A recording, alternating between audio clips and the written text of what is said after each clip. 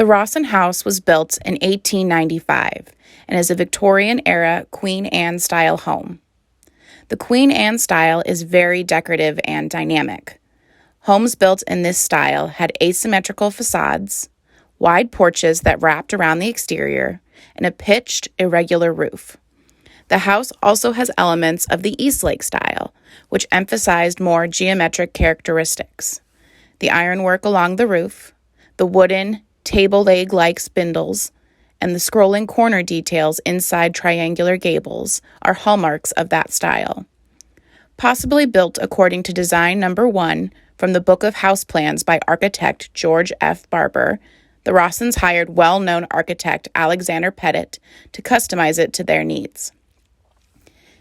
It took 6 months and cost Roland and Flora Rosson $7,500 to have the house built, upgrading from the smaller adobe home that they lived in on Block 14 for the previous 13 years.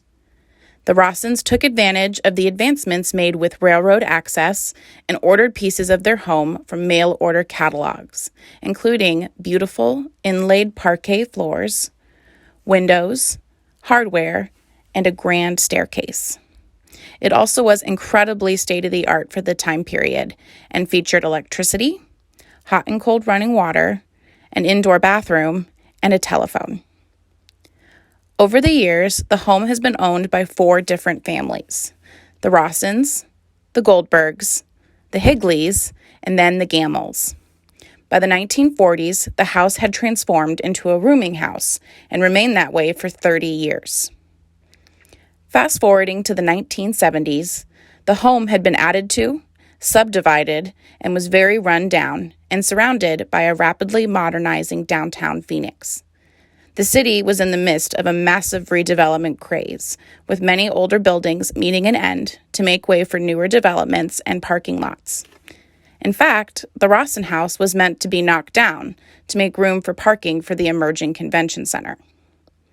Thankfully, those plans did not come to fruition, due in large part to former Mayor of Phoenix, John Driggs, and a national focus on historic preservation leading up to the 1976 American Bicentennial.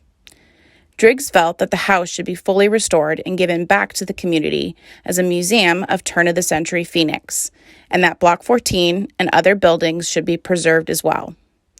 Through his passion for this project and his advocacy, the house and the square weren't demolished, but instead preserved and transformed. The Rosson House is on the National Register of Historic Places and has been a museum since 1980, longer than any single family lived there.